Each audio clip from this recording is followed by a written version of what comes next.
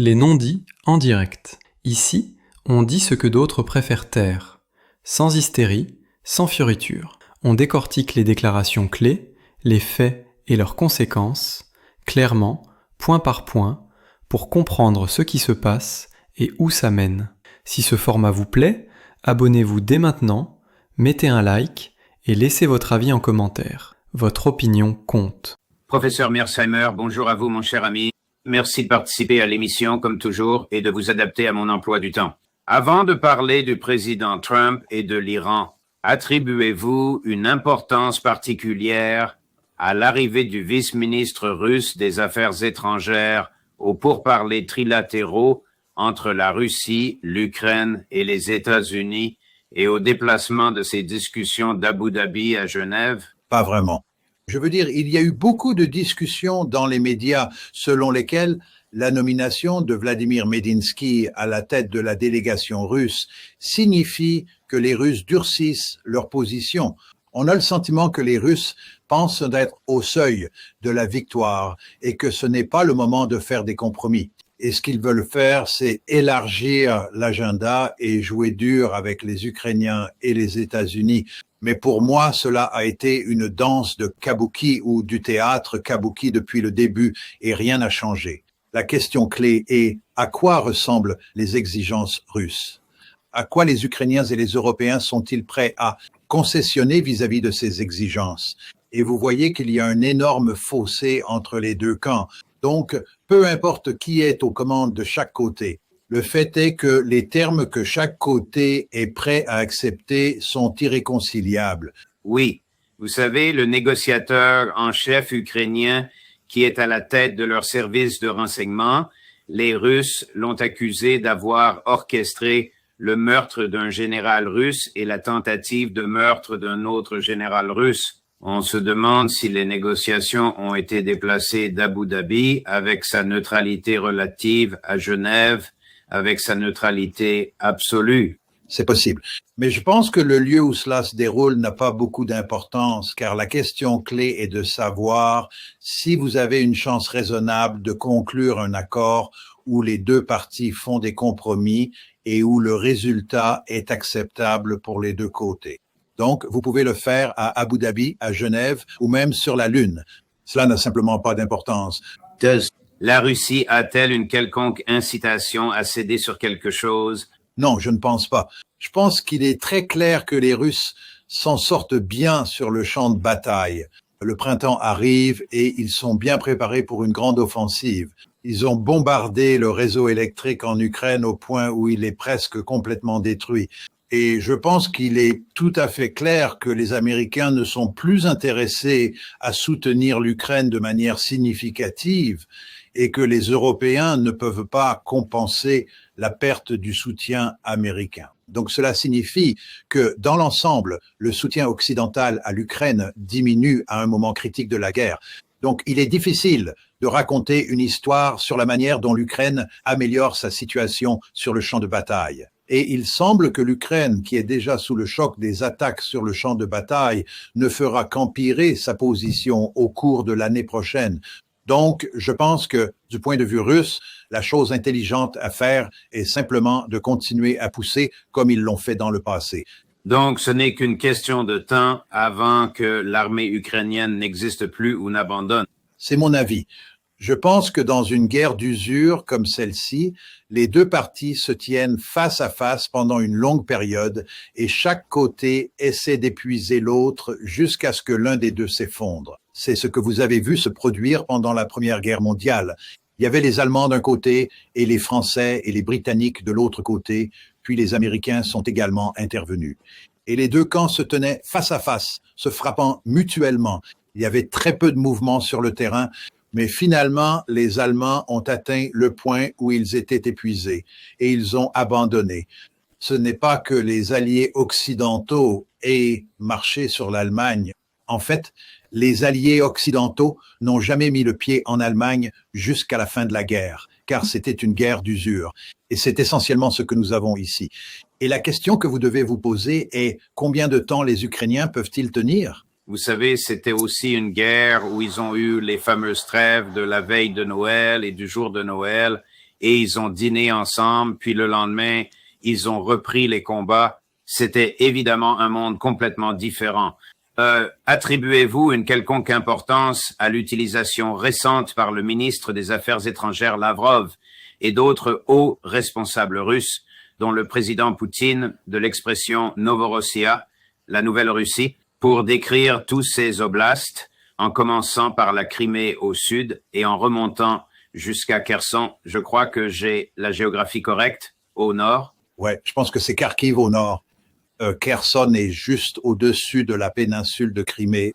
Je pense que la véritable question intéressante ici est de savoir combien d'oblasts à l'ouest des 4 oblasts qu'ils ont déjà annexés les Russes vont essayer de prendre. J'ai longtemps soutenu qu'il était dans l'intérêt de l'Ukraine de régler cette guerre maintenant, car elle n'a perdu que 4 oblasts plus la Crimée. Bien sûr, les Ukrainiens se reculeraient à l'utilisation de mon mot seulement, mais le problème est que si les Russes gagnent sur le champ de bataille, comme je le décrivais auparavant, les Russes sont susceptibles de prendre plus de territoire et ils sont susceptibles de prendre des oblasts comme Odessa et Kharkiv. Et cela serait encore plus désastreux pour l'Ukraine. Mais si vous êtes les Russes et que vous réfléchissez à l'avenir de cette guerre, à savoir que vous allez obtenir une sorte de conflit gelé, une sorte d'armistice, vous n'obtiendrez pas un accord de paix significatif. Et cela signifie que vous allez avoir des relations toxiques entre la Russie d'un côté et l'Occident de l'autre, plus l'Ukraine, aussi loin que l'œil peut voir.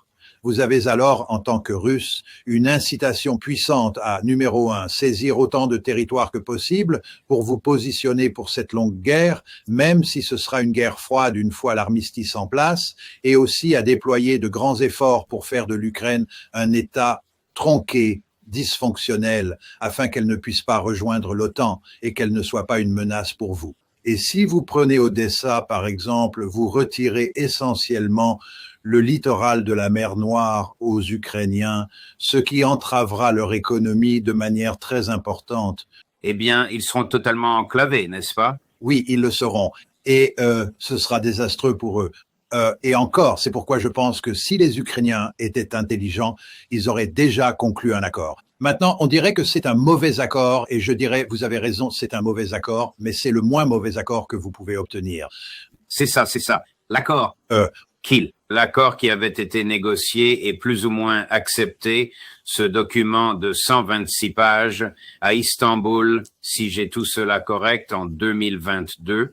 L'accord dont Joe Biden et Boris Johnson et le secrétaire à la défense de l'époque, Lloyd Austin, ont dissuadé le président Zelensky, aurait été un bien meilleur accord que celui avec lequel ils vont finir maintenant, n'est-ce pas, en termes de rétention de terre. Oh, il n'y a aucun doute là-dessus. Il n'y a tout simplement aucun doute là-dessus. Les Russes, à ce moment-là, n'avaient annexé aucun des 4 oblasts. C'est, vous savez, pendant la période de mars-avril 2022, juste après le début de la guerre, que ces négociations commencent. Et les Russes, ils avaient annexé la Crimée, et la Crimée était perdue. Mais ces 4 oblasts qu'ils ont maintenant annexés n'étaient pas annexés à l'époque. Et je pense que si les Ukrainiens avaient été vraiment flexibles, ils auraient pu conclure un accord avec les Russes où ils auraient conservé tous ces 4 oblasts, y compris les 2 oblasts qui sont dans le Donbass. Mais ils n'auraient certainement pas perdu autant de territoires qu'ils ont maintenant perdu. Et puis, encore une fois, comme nous le disions il y a quelques minutes, la véritable question intéressante à ce stade est de savoir s'ils perdent ou non d'autres oblasts, y compris des endroits comme Odessa et Kharkiv. Wow. Avant que nous passions à l'Iran et quoi que Donald Trump ait prévu de faire, en quoi la relation entre les États-Unis et l'Iran serait-elle différente?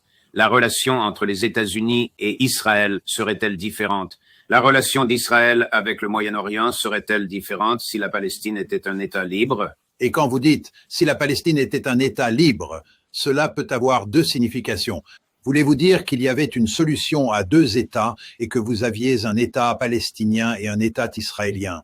Oui. Eh bien, en supposant que cela ait été fait de manière à produire un résultat pacifique, que cet État palestinien et cet État israélien puissent vivre côte à côte, le Moyen-Orient serait beaucoup plus paisible. Il n'y a aucun doute à ce sujet. Les relations américano-iraniennes et les relations israélo-iraniennes sont une autre affaire. On pourrait argumenter que si vous aviez une solution à deux États et que l'Iran avait encore une capacité d'enrichissement nucléaire, qu'il avait encore des missiles balistiques, alors Israël aurait ses viseurs sur l'Iran et donc les États-Unis auraient leurs viseurs sur l'Iran. Donc on pourrait soutenir que l'Iran est une question quelque peu distincte de la question palestinienne, mais vous savez, lier cela à la guerre en Ukraine, cela n'aurait aucun effet. Ce qui se passe au Moyen-Orient n'aurait aucun effet sur la guerre en Ukraine. La guerre en Ukraine a sa propre dynamique. Et vous vous souvenez, C'est ça. la guerre en Ukraine se déroulait avant le 7 octobre et tous les grands problèmes ont commencé au Moyen-Orient. Cependant, on pourrait argumenter que si vous regardez ce qui se passe en Iran, les Russes et surtout les Chinois resserrent leurs relations avec l'Iran. Je pense que lorsque vous et moi parlons du chaos iranien, cette crise iranienne dans un an, et nous en parlerons probablement dans un an, je pense que la Chine et la Russie seront des facteurs beaucoup plus importants dans l'équation qu'ils ne le sont maintenant. Nous ne passons pas beaucoup de temps à parler de la dimension Chine-Russie de D'accord. le conflit en Iran, mais cela commence à changer. Vous pouvez voir toutes sortes de preuves de cela. Donc, on pourrait soutenir que c'est, en termes de Russie et de Chine, même si vous réglez le conflit palestinien, si vous ne réglez pas le conflit iranien, vous aurez de gros problèmes à l'avenir impliquant les trois grandes puissances au Moyen-Orient. Wow. Eh bien, la situation en Iran, qu'est-ce que Trump peut espérer accomplir diplomatiquement? Eh bien, vous savez, j'ai réfléchi à cela en prévision de l'émission. Je pense que si c'était juste les États-Unis, juste Trump et les Iraniens, vous pourriez conclure un accord. Je pense que vous pourriez obtenir une nouvelle variante du JCPOA qui pourrait être présentée comme une grande amélioration. Et je pense que les États-Unis pourraient accepter une certaine capacité d'enrichissement nucléaire de la part des Iraniens. Et puis les Iraniens proposent toutes sortes de propositions qui ont une dimension économique. Comment les États-Unis et l'Iran peuvent s'enrichir ensemble, etc. Cela serait, je pense, attrayant pour le président Trump. Et Trump, je ne pense pas qu'il soit enthousiaste à l'idée de commencer une autre guerre sans fin en Iran. Donc, je pense que si ce sont juste les États-Unis et l'Iran, vous pourriez conclure un accord. Et d'ailleurs, comme vous aimez le dire, je suis à 100% d'accord avec ce que vous dites. L'Ukraine, excusez-moi, l'Iran ne représente pas une menace pour les États-Unis. C'est le point de départ. Ce n'est pas une menace pour les États-Unis.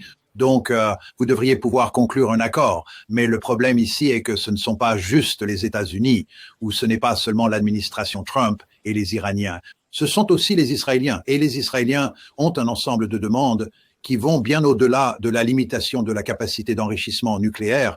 Et il n'y a aucun moyen que les Iraniens acceptent jamais ces demandes israéliennes. Est-ce que est-ce que les négociations avec l'Iran, est-ce aussi une danse kabuki?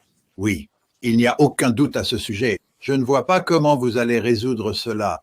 Eh bien, pensez-vous que Trump a déjà décidé s'il va attaquer ou non, que ce soit pour plaire à Netanyahou ou pour plaire au lobby aux États-Unis, ou parce qu'il pense honnêtement que cela apportera une résolution à, peu importe? Je ne sais pas ce qu'il pense. Je veux dire, je pense qu'il s'est vraiment mis dans une impasse ici. Le problème, c'est qu'il est pratiquement impossible pour tout président, y compris Donald Trump, d'ignorer ce qu'Israël veut. Et Israël veut zéro capacité d'enrichissement. Ils veulent que toute l'infrastructure d'enrichissement nucléaire soit démantelée. Ils veulent que l'Iran élimine tous les missiles balistiques qu'il possède et qui peuvent frapper Israël. Ils veulent que l'Iran cesse de soutenir les Houthis, le Hezbollah et le Hamas.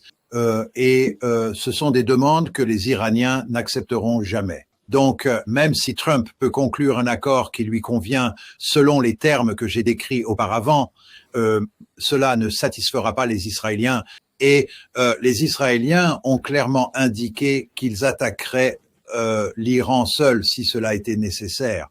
Et bien sûr, s'ils attaquent l'Iran, il est impossible que nous ne nous impliquions pas, car nous devrons alors aider à défendre Israël lorsque les Iraniens commenceront à lancer des missiles balistiques sur Israël. Et aussi, nous allons nous impliquer parce que les Iraniens vont, selon toute probabilité, essayer de fermer le détroit d'Ormuz et arrêter le flux de pétrole provenant du Golfe Persique. Donc, je ne vois pas ce que Trump peut faire. Et juste pour aller plus loin, comme vous et moi en avons discuté, il peut attaquer. Vous savez, lui, Trump peut ordonner aux forces américaines d'attaquer l'Iran, mais cela ne résout pas le problème. Cela ne va pas éliminer les missiles balistiques. Cela ne va pas provoquer de changement de régime. Cela ne va pas mettre fin au soutien iranien à Hezbollah, aux Houthis et à Hamas. Donc, nous n'avons pas d'option militaire ici. Et j'ai déjà posé cette question. Pourquoi l'Iran, qui a signé le traité de non-prolifération nucléaire, n'est-il pas autorisé à avoir une arme nucléaire? Et Israël, qui n'a pas signé ce traité, est-il autorisé à avoir une arme nucléaire? Quelqu'un peut-il expliquer cela? Oui, je peux vous l'expliquer. C'est très simple. Israël a une relation spéciale avec les États-Unis qui n'a aucun parallèle dans l'histoire. Israël peut faire à peu près tout ce qu'il veut et nous lui apporterons un soutien inconditionnel. En ce qui concerne tous les pays qui vivent dans le voisinage d'Israël, Israël nous dicte en gros que nous devons faire des efforts considérables pour nous assurer qu'ils n'ont pas d'armes nucléaires à eux, ni même de capacité d'enrichissement nucléaire comme nous en avons parlé, et que ces pays se soumettent à Israël.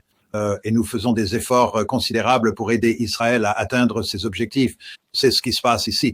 Il faut juste comprendre qu'il y a une relation spéciale ici entre les États-Unis et Israël qui n'a aucun parallèle dans l'histoire documentée.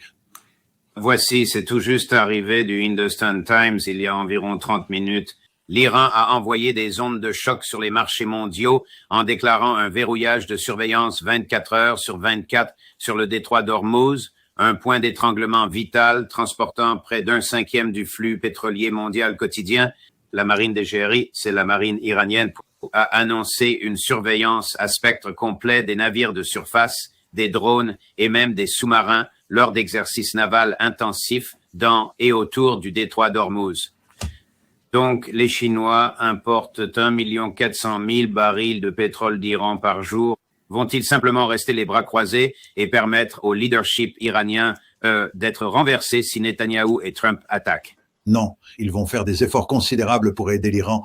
Et comme je vous l'ai dit auparavant, avec le temps, les Chinois surtout, mais aussi les Russes, vont aider les Iraniens de plus en plus. Et c'est pourquoi je vous ai dit que dans 1 an, lorsque nous discuterons de cette question, n'est-ce pas, il sera clair que la dimension Chine-Russie sera plus importante alors qu'elle ne l'est maintenant.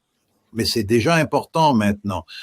Je veux faire un autre point rapide juste pour mettre toute cette crise en perspective. Je crois que pratiquement tous les pays du Moyen-Orient, sauf peut-être les Émirats arabes unis, qui sont assez étroitement alliés avec Israël, mais pratiquement tous les autres pays du Moyen-Orient, plus les Chinois, plus les Russes, ne veulent pas que cette guerre ait lieu. Le seul pays qui veut vraiment que cela se produise, c'est Israël. Comme nous l'avons discuté, les Américains ne veulent vraiment pas cette guerre. Trump ne veut pas mener une guerre contre l'Iran. Il est poussé sur cette voie par les Israéliens. Donc, vous voyez le pouvoir remarquable d'Israël simplement parce qu'il a une telle emprise sur les décideurs américains. Réfléchissez-y. Tous les pays du Moyen-Orient, sauf peut-être les Émirats arabes unis, veulent désespérément éviter cette guerre. Les Chinois et les Russes ne veulent pas cette guerre. Trump ne veut vraiment pas cette guerre. Qui veut cette guerre? Benjamin Netanyahou. Wow. Aura-t-il la guerre qu'il veut? Mon Dieu, c'est très difficile à dire. Je vais et viens sur ce sujet. D'un côté, je dis que cette guerre ne peut pas avoir lieu, car nous ne pouvons pas atteindre nos objectifs en frappant l'Iran. Et de plus, il faut prendre en compte ce que l'Iran peut faire en représailles. Vous parliez juste des détroits d'Ormuz et des conséquences si cela s'envenimait. Et bien sûr, les Iraniens vont également lancer des missiles balistiques sur Israël. Donc, il est difficile de voir pourquoi cela fait sens de commencer cette guerre d'un point de vue purement stratégique. Mais ensuite, on dirait que Trump s'est mis dans une impasse. Et en plus, les Israéliens semblent exercer une pression énorme sur lui pour aller en guerre contre l'Iran. Et vous savez, peut-il désobéir à ses maîtres? Je ne pense pas. Donc cela me pousse dans l'autre direction. Donc je sens qu'un jour la guerre est inévitable à cause de la pression des Israéliens. Et le lendemain, je pense que cela ne va pas se produire, car je ne peux pas imaginer comment une guerre mène à une sorte de fin heureuse pour toutes les parties. Les Israéliens, avec leurs renseignements et leur supériorité militaire, ou du moins leur excellence accomplie de leur point de vue, ne comprennent-ils pas à quel point cette guerre serait dévastatrice pour Israël? Ne comprennent-ils pas la puissance des armes offensives iraniennes? Eh bien, vous vous souvenez que le 14 janvier, ils ont, sous la forme du Premier ministre Netanyahou, demandé au président Trump de ne pas attaquer l'Iran, car ils craignaient l'attaque de missiles balistiques. Et ils sont maintenant profondément intéressés à s'assurer que l'inventaire de missiles balistiques de l'Iran est réduit au point où il ne peut pas frapper Israël, car ils sont pleinement conscients de la dangerosité de cette menace de missiles balistiques. Mais en ayant dit tout cela, il semble qu'ils voient cela à ce moment-là comme une opportunité pour les États-Unis de frapper l'Iran et d'éliminer sa capacité de missiles balistiques une fois pour toutes. Et en même temps, bien que les Iraniens ripostent contre Israël avec leurs propres missiles balistiques, nous avons suffisamment de systèmes défensifs au Moyen-Orient, avec les divers systèmes défensifs des Israéliens, que nous pouvons ensemble gérer les missiles balistiques qui viennent de l'Iran. Je pense que c'est leur raisonnement. Et c'est en d'autres termes, c'est une fenêtre d'opportunité. Le problème ne fera qu'empirer avec le temps. Mais je pense en fait que ce qui se passera ici, c'est que vous ne détruirez pas leur capacité de missiles balistiques une fois pour toutes.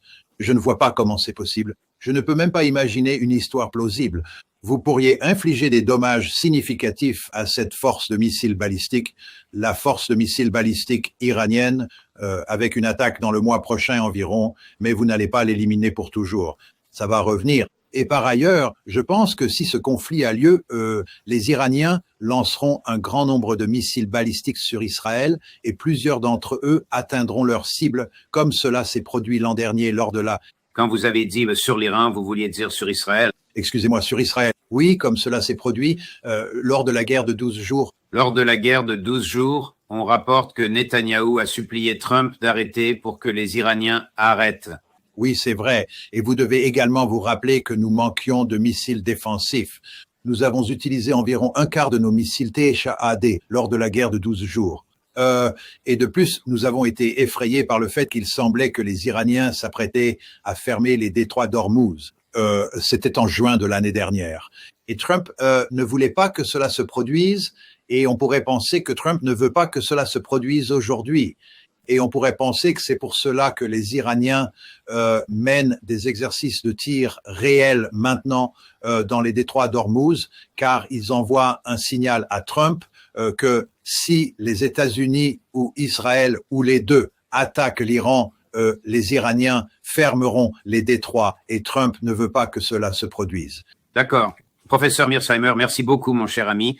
Merci d'être venu à un moment qui n'est pas votre horaire habituel. J'apprécie que vous ayez adapté votre emploi du temps. Bon voyage à vous. Nous avons hâte de vous voir la semaine prochaine. De même, juge, et bien sûr, j'ai hâte de vous voir également. Merci. À venir plus tard aujourd'hui, à 14h cet après-midi, Matt Ho. À 15h cet après-midi, elle pose une question très intéressante.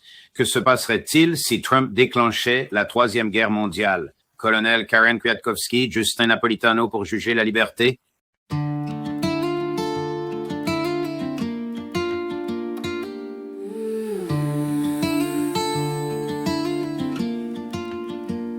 Dans le bruit des écrans, les ombres font la loi. Des titres qui s'allument puis s'éteignent sans voix. On lit entre les lignes, on suit le fil discret. Les mots qu'on n'a pas dit, les gestes qu'on promet. La nuit porte des preuves, des signes à moitié.